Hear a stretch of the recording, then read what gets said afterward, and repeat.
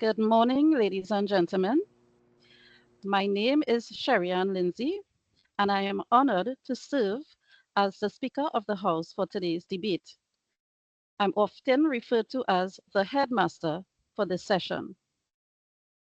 It is my responsibility to ensure that today's debate runs smoothly, fairly, and respectfully.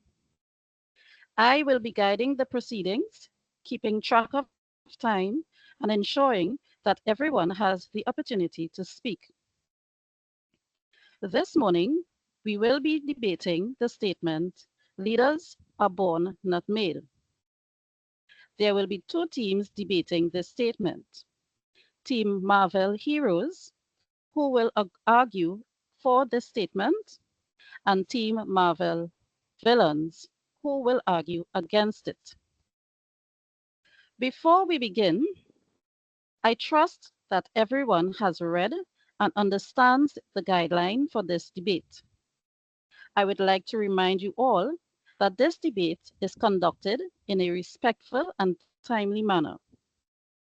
I ask that each team stays within their time limits to ensure fairness and a smooth flow of the debate. Teams are allowed to track their own time. However, I will also be monitoring the clock. If you need to ask a question, please remember to use the raise hand icon and wait for my acknowledgement before speaking. So, with that in mind, let us begin. I now open the floor to Team Marvel Heroes to make their introduction. Team Heroes, the floor is yours. Madam Speaker, members of Parliament, ladies and gentlemen, good morning.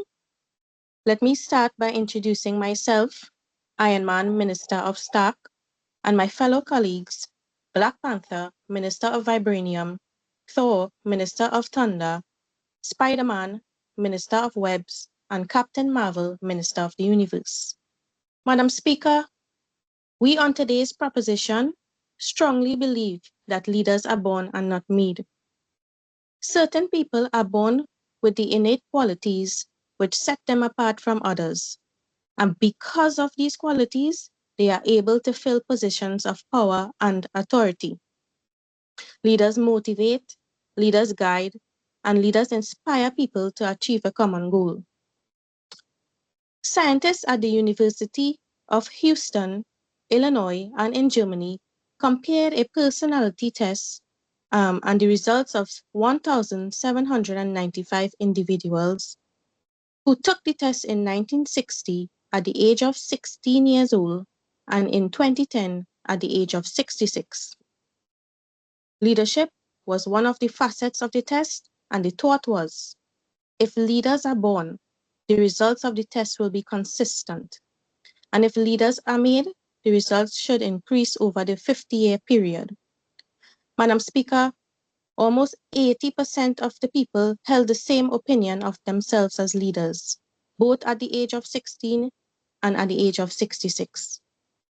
These results show leadership is strikingly resilient to change across a lifespan.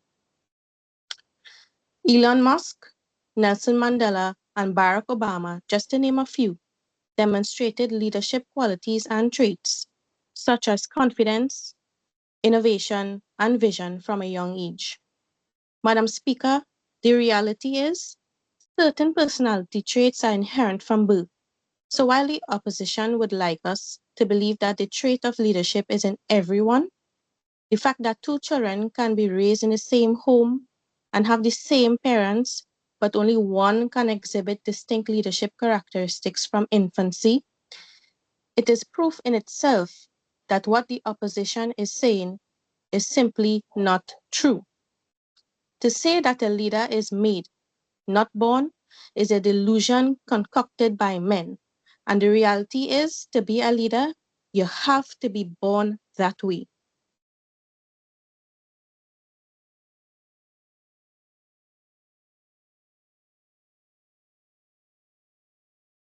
Thank you. Thank you, Minister of Stark.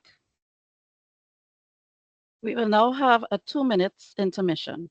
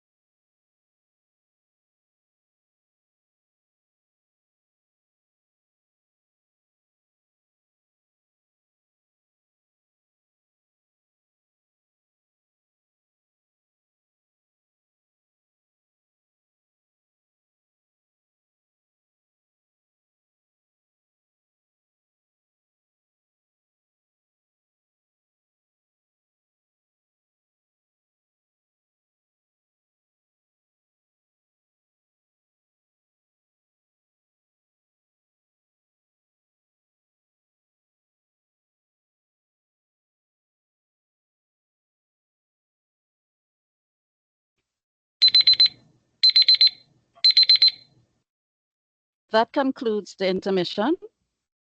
We will now have a representative from Team Villains to make their introduction. Team Villain, the floor is yours. Good morning, everyone. Honorable members, I am Loki, representative of Mischief and Lies, and our group represents those who firmly believe leaders are made, not born. Let's begin. In 2024, Bill Gentry from the Center of Creative Leadership stated that the assumption and belief that some people are automatically born with leadership qualities are myths, but rather leaders are shaped through a mixture of practice, experiences, education, and relentless effort. So we argue that when you are born, you do not come out fresh out of the womb as a leader.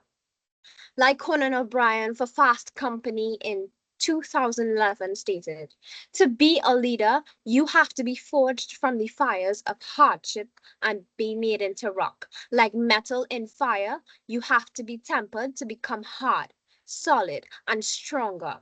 Also, in 2017, research by Marjan Boerma from the National Library of Medicine revealed that the author of Becoming a Leader, Warren Bennis, discovered that some leadership qualities, such as vision, mission, and passion, inspire a leader's individuality and integrity, and that they are not inherited and given at birth. Instead, they emerge from years of experience, self maturity, and self wisdom. Ms. Boerma asserted that, like any other skill, leadership can be learned, like riding a bike. This can be through an assortment of life experiences from an early age, where you learn from those around you growing up, such as parents, guardians, teachers, friends, and you take what you learn and you apply it in an effort to develop and establish those leadership abilities. In 2023, the Ivy Panda study on YouTube suggested that leader qualities are not passed directly from parent to child. In particular, children of leaders do not inherit their parents' leadership skills. For example, the famous anti colonial nationalist political ethicist, and the people's moral role model, Mahatma Gandhi. According to Britannica, Mr. Gandhi was described as a shy and reserved child who emerged from humble beginnings. They also mentioned how he would run home as soon as the day would come to an end and would avoid talking to anyone. And through life experience and growth, Mahatma's environment shaped him into a powerful leader and speaker who went from an introverted being to speaking in front of large crowds. Look at that, Mahatma Gandhi, who helped accomplish India's independence and other nationwide campaigns. Look at well known figures such as Abraham Lincoln and Nelson Mandela. These are prime examples of people who were not born leaders, but instead they grew and developed into their roles via experience and grew wiser over time. They also learned from their mistakes.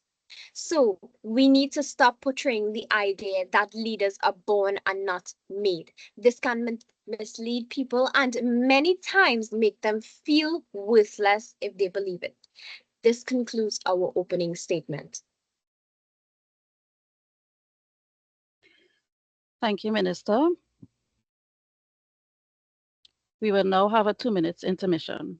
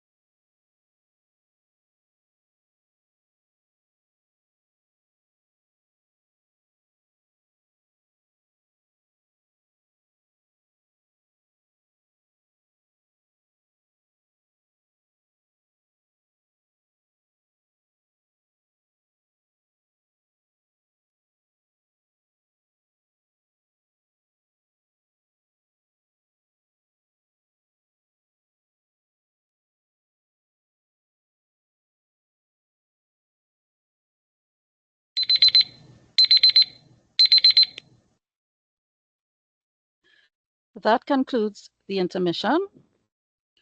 We will now proceed with the first rebuttal from Team Heroes. Team Hero, the floor is yours. Madam Speaker, members of Parliament, ladies and gentlemen.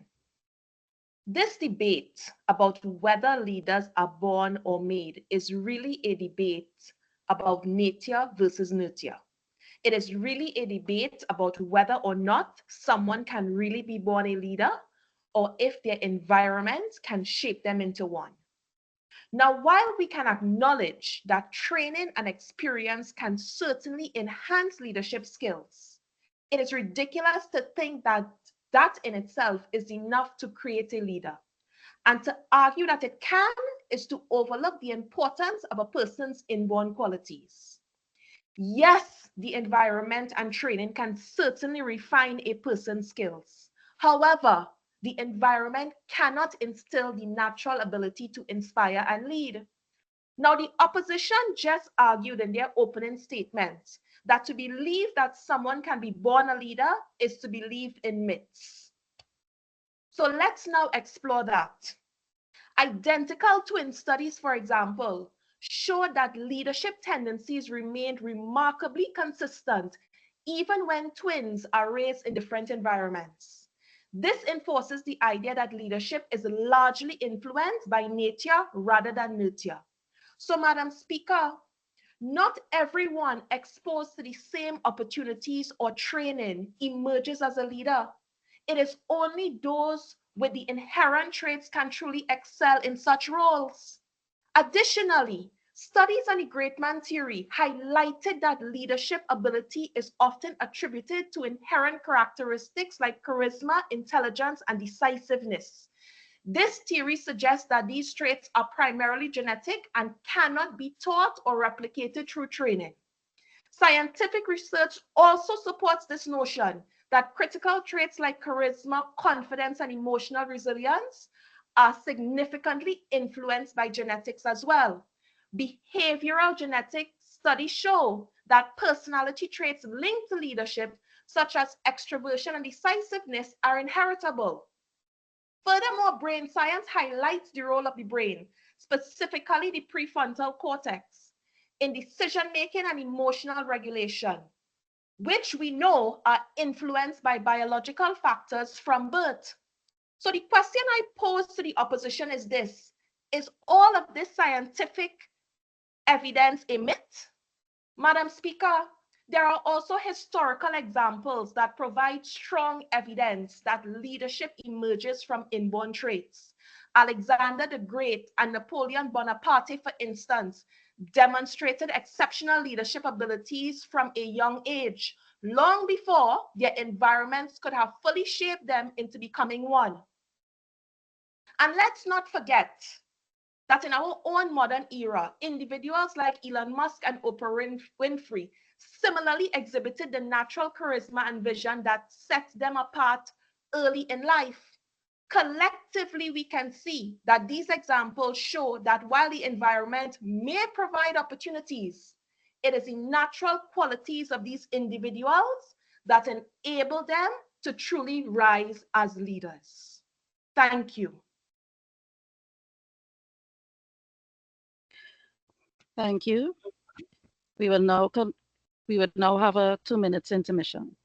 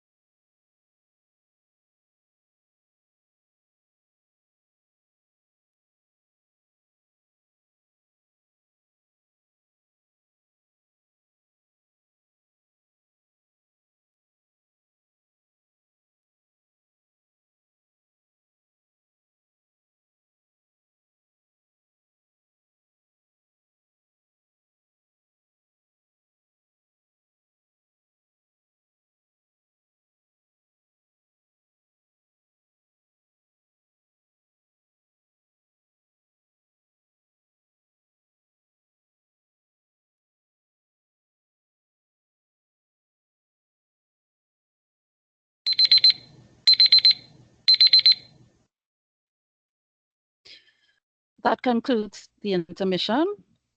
We will now hear the rebuttal from Team Villain. Team Villain, the floor is yours.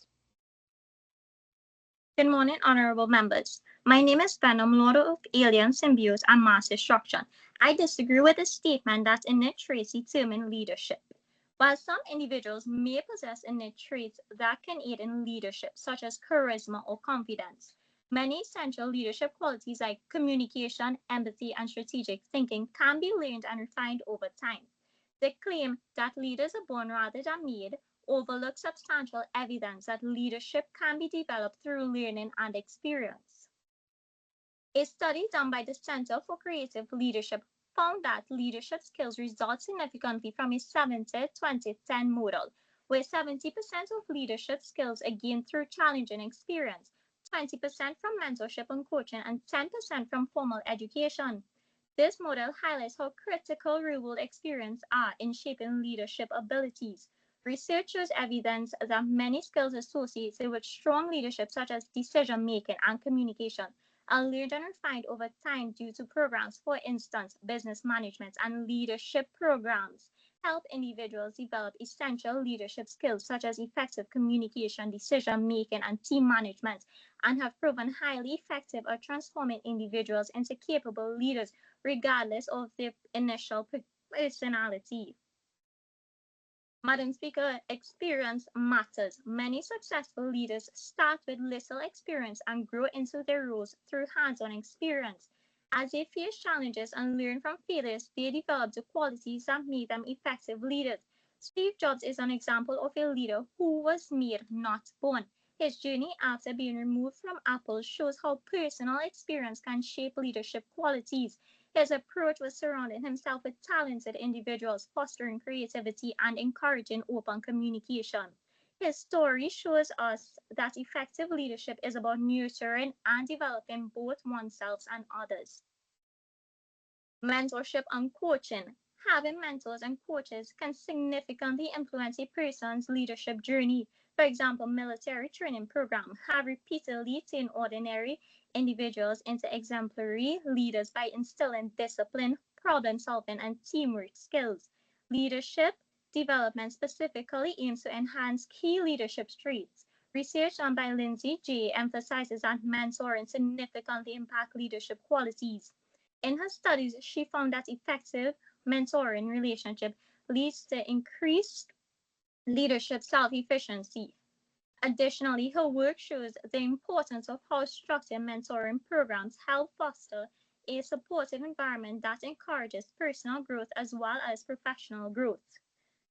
Research from leadership has evolved from innate traits to environmental influences. Look at the Human Project. The Great Man and the Trait theory are outdated, claiming leaders are born with inherited qualities and have been widely criticized for lack of evidence and outdated assumptions. In contrast, the behavioral theory evolved from this and it emphasizes that leadership is shaped by experiences and environments, supporting the idea that leaders are born, not made. This concludes our rebuttal. Thank you. We will now have a 2 minutes intermission.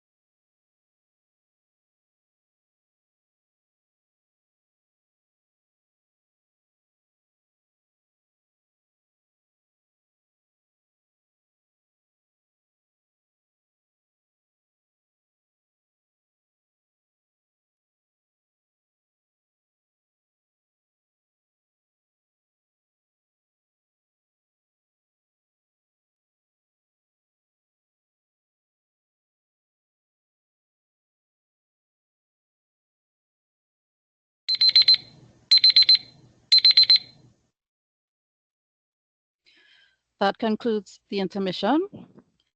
We will now have Team Heroes to present their second rebuttal and conclusion. Team Heroes, the floor is yours. Thank you, Madam Speaker. Members of Parliament, ladies and gentlemen, I want to remind everyone that we are here to talk about leaders, not leadership, which seems to be what our colleagues on the opposite side of the aisle are focused on. The difference between the two is a vital component that the opposition seems to be confused about. So please allow me to remind the opposition what a leader is. According to what my esteemed colleague Iron Man stated earlier, a leader is someone who motivates, guides, and inspires others to achieve a common goal. Leadership, on the other hand, is the process of influencing a group to achieve something. And let's be real, many can choose to undertake this process and still not succeed, which goes to show that not everyone is a leader to begin with. The argument that leaders are born, not made, is supported by several strands of research, emphasizing the role of genetics and inborn traits in leadership development, which my colleagues Iron Man and Black Panther have clearly laid out. Madam Speaker, I understand the arguments of critics, which state that leadership skills can also be learned and refined through experience and training. But the evidence that we have presented here today highlights the significant influence of nature in determining leadership potential. While I agree that training and experience are absolutely important, these factors play more of a supportive role. At its core, the foundation of true leadership lies in our biological makeup and genetics, along with our inborn traits. From scientific research to historical examples to the great man theory, the evidence we have presented here today overwhelmingly supports this notion. The reality is, Madam Speaker, everyone is born. And when I say everyone, I mean leaders as well as everyone else. And that, Madam Speaker, is an undisputed fact. Thank you.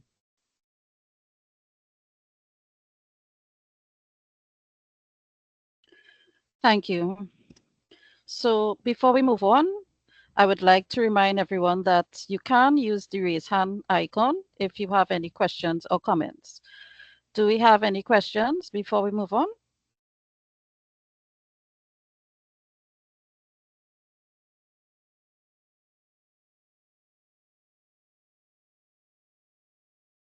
Okay, so no one has any questions, so we will now have a 2 minutes intermission.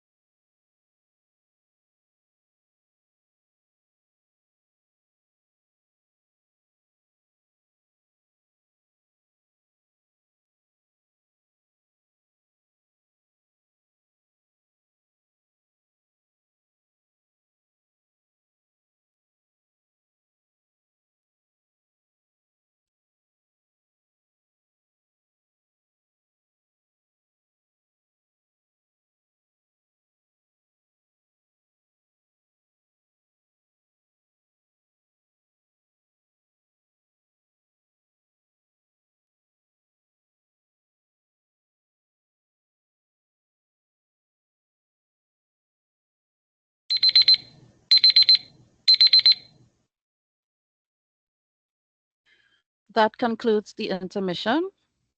We will now hear the final rebuttal and conclusion from Team Villains. Team Villain, you may now take the floor. Good day, everyone. Madam Speaker, honorable members.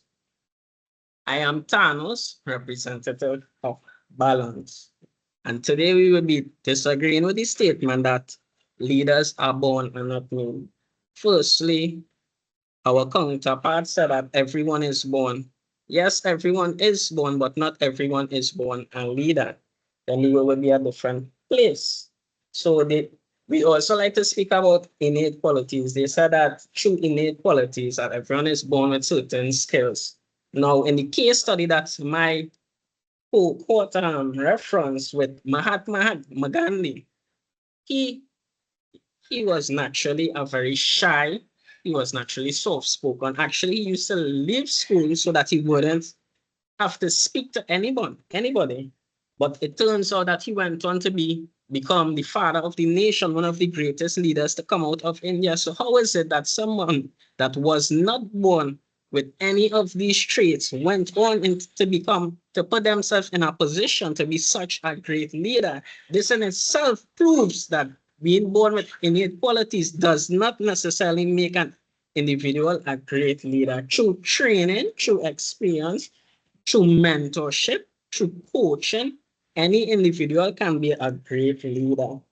We also spoke about the 70-20-10 model, which shows research that 70% of people pick up new skills from on-the-job training, another 20% from role models, and then 10% from formal training. This alone speaks volume to the fact that there are lots of skills that you can learn through experience, through overcoming challenges, through being in the environment, through having someone to look up to as a guide. We also spoke about military programs. Remember, when somebody joins a military program, they are not in a position to be the lieutenant. They are not a general in the army. They start as a private or as a recruit. But through the training that they are provided within the program, they are able to then become the person that can be the general, that can be a lieutenant, that can be a leader in the army. So there are certain traits that can be developed, whether it is confidence, whether it is communication, whether it is empathy, and so on, that can cause individuals to learn to become better leaders. Now, the reference that was made between the difference between leader and leadership. Yes, there is a difference, but at the same time, they go hand in hand. How can I be a leader, a great leader, especially if I do not have any understanding of what leadership is? So no, we are not mistaken. We actually know what we are speaking about when it comes to this topic. We are well researched. So I think that this argument is just going to prove on future that we actually stand strong, that the individuals that we made reference to, like Mahatma Gandhi, who went on to be nominated for a Nobel Peace Prize, coming from such quiet, humble beginnings, coming from a position of not being able to speak, not even be able to talk to classmates, friends, etc., to become such a great leader. Speaking about the life experiences and challenges that we could overcome, speaking about the different programs that individuals, especially like in the Defense Force, would have to go through the rigorous training to become who they were, etc. And I know in the arguments that reference was made to a YouTube video that I saw about leadership. The University of Southern Caribbean in Australia made that same argument. So I saw that video as well. Just want to make a note of that. So yes, just remember that nowadays there's a demand. My Tashara spoke about the demand for leadership courses, leadership degrees, business management degrees. So why is there such a high demand for degrees that teach an individual how to be a leader if we were already born to be a leader, if we're already born with those qualities? No, being a leader can be refined, can be trained, can be learned, certain qualities. So to conclude, I would just like to say that leaders are not born, but they are made. Thank you, everyone.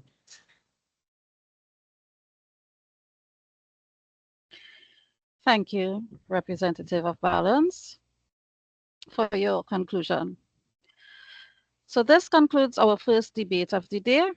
I would like to take the moment to thank both teams, Team Hero and Team Villains, for your insightful arguments on the statement, leaders are born, not made.